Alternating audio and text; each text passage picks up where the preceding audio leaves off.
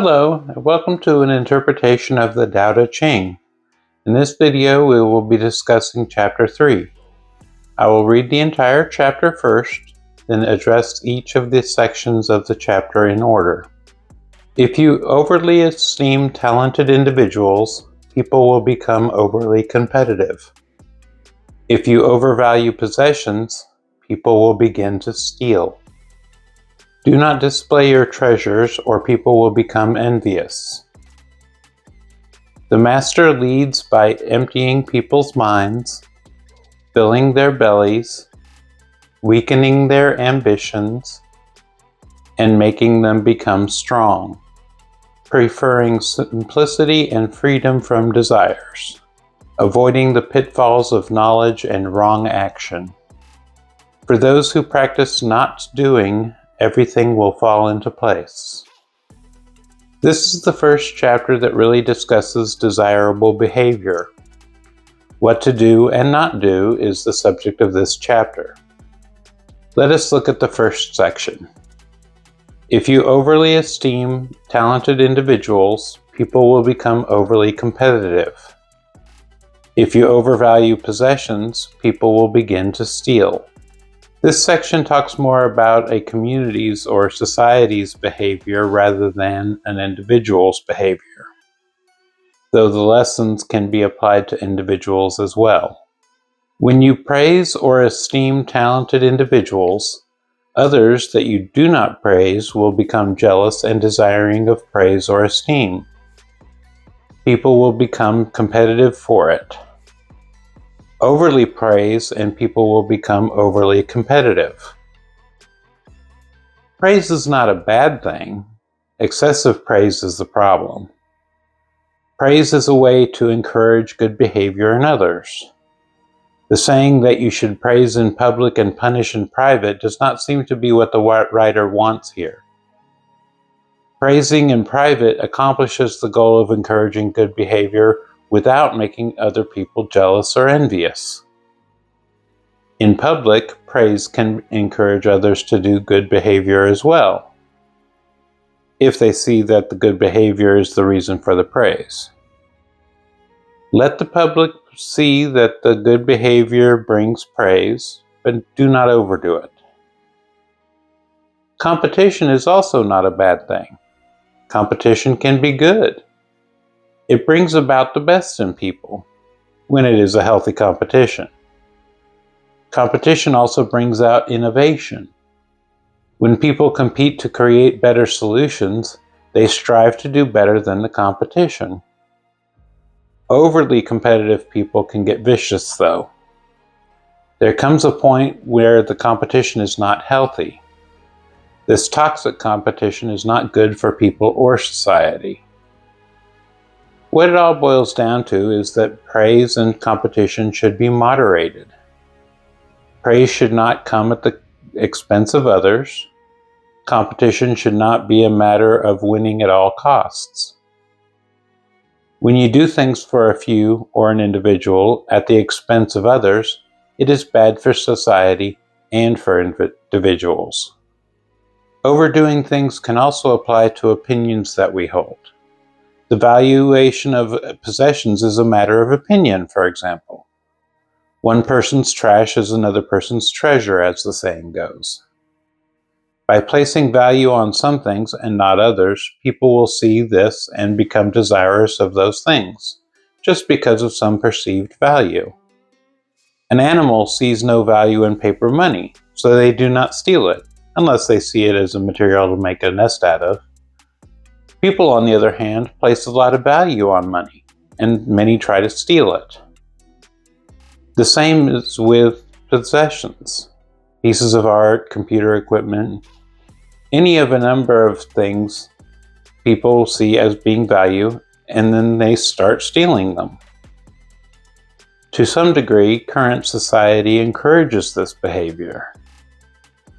Companies that want to sell more of an item market those items as being collectible.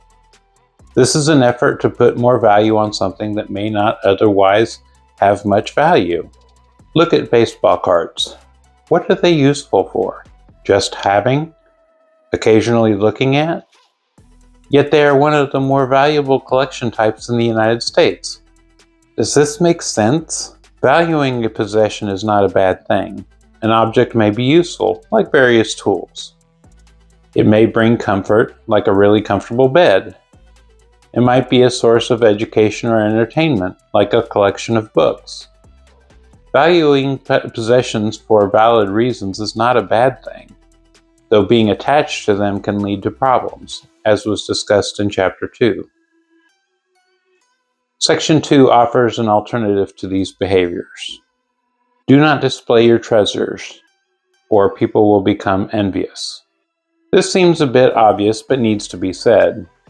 When people see something that they do not have, but find value in, they become envious. The saying, out of sight, out of mind, comes to mind. When people are not aware of something, they are not desirous of it. This, of course, flies in the face of just about all advertisements. Companies want you to want their products, so they show them to you in ways that make you want them. They show people enjoying their products to make you envious and want to have those products for yourself. It is a way of manipulating the public. Envy is considered a bad thing. It is especially bad when it gets out to the point of obsession. It can lead to bad behaviors, such as the stealing that was discussed earlier in Section 1. Being envious can also lead to working towards something that is not necessarily good for you.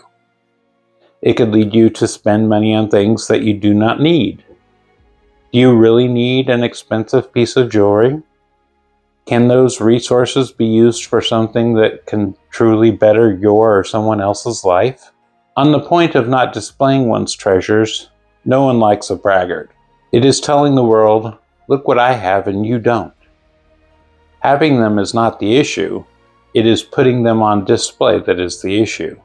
But again, many companies want people to see their products as status symbols. They want you to show off what you have. To them, that is free advertising. Section 3 is a little bit of a departure from these topics. The master leads by emptying people's minds, filling their bellies, weakening their ambitions, and making them become strong, preferring simplicity and freedom from desires, avoiding the pitfalls of knowledge and wrong action. Like I said, this section is a bit of a departure from the previous two sections because it addresses how a master leads. Let us take each point in order. Emptying people's minds does not seem, on the surface anyway, to be a nice way to lead people. While more will be discussed on the idea of an empty mind later in the text, it can be said that an empty mind is open to knowledge, ideas, and thoughts. A full mind is not open to new ideas. It is not open to different opinions. It is closed. A populace that has open minds is better than a bunch of closed-minded sheep. In contrast to the empty mind, the bellies should be full. This is just saying that the basic needs of the people should be met. This includes food, shelter, clothing, and other necessities. When the basic needs of the population are met, they are content. There is less struggle. When the basic needs are not met, there is stress and strife in the population, and that is when things can get really bad. Weakening ambitions is a good thing because people who are overly ambitious will do almost anything to get where they want to be, rather than letting things happen naturally. Ambition itself is not a bad thing, but the ambition should be in line with what is natural. A person with weak ambition can still move forward with nature to get what that person wants and where they want to be. Making the people strong makes for a strong society. How goes the individual, so goes the society. The master wants people in society to be strong. They do not want weak yes men surrounding them. The master wants a strong society so that it may endure. Like the last statements of Chapter 2 said, when her work is done, she takes no credit. That is why it will last forever. The strong society will endure. A society cannot be strong unless the individuals are strong. Preferring simplicity and freedom from desires, the master avoids things that can do them and the people harm. Avoiding the pitfalls of knowledge does not mean that they should avoid knowledge in general. Knowledge can be beneficial in many ways. Using knowledge to take advantage of other people and other wrong actions is the problem. Freedom from desires and the shedding of knowledge can be a good thing as well. As was discussed in Chapter 1, freed from desires, you are free to see the mysteries of the world. Knowledge, and the associated names, get in the way of seeing the mysteries. The masters know when to use knowledge and when not to. Section 4 wraps things up for us. For those who practice non-doing, everything will fall into place. This section seems like it should be in Chapter 2, the whole act without doing anything concept again. Not doing is letting nature take its course. Doing often fights nature and causes stress and other problems. By doing little or nothing, nature takes its course and things will be at peace. Einstein once said that the only person that does not make mistakes is the person that does nothing.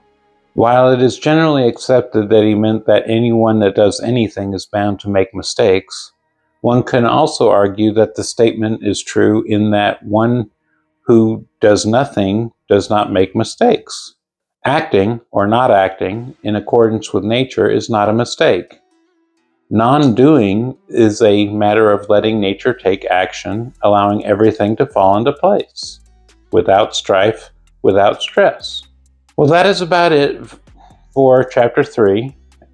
It got into a little bit of how to behave, both as an individual and a society.